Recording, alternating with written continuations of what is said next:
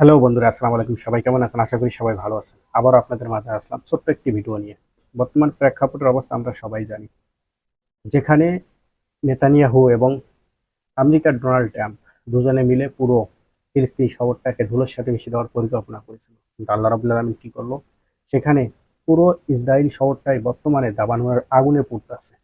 তা আপনারা সবাই দেখতেছেন আজকে ১ সপ্তাহ যাবৎ কয়েকশো একর হাজার জমি দাবানলের আগুনে পুড়ে গেছে এবং নেতানিয়াহু সে বর্তমানে সারা পৃথিবীর প্রত্যেকটা রাজ্য থেকে সাহায্য চাচ্ছে দাবানল আগুন থেকে বাঁচার জন্য। কিন্তু একটা বিষয় সবসময় খেয়াল করে দেখবেন যে আল্লাহ রাব্বুল আলামিন যেখানে নিজে বলেছেন যে আমি ছেড়ে দিই কিন্তু কখনো ছাড় দেই না।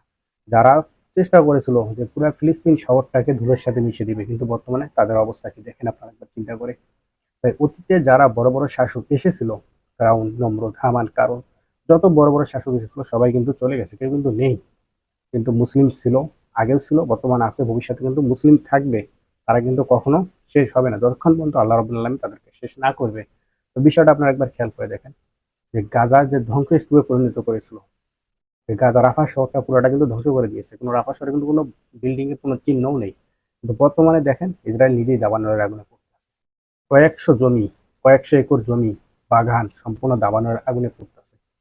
আল্লাহ তাআলার গজবের কাছে সবাই কিন্তু অসহায়। আপনি যত বড়ই পাপিষ্ঠ হন না কেন, যখন আল্লাহর গজব আসবে তখন আপনি কিন্তু আর রেহাই পাবেন না। যাই ভালো থাক খারাপ থাক সবাই কিন্তু আল্লাহর গজবে দাবানলে পড়বে। এটাই বাস্তব, এটাই বাস্তব চিত্র।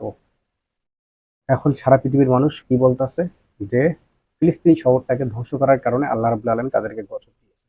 হ্যাঁ, আমি এটাও ভাববো যে ফিলিস্তিন শহরটাকে ধ্বংস করার কারণে আল্লাহ রাব্বুল আলামিন গজব দিয়েছে।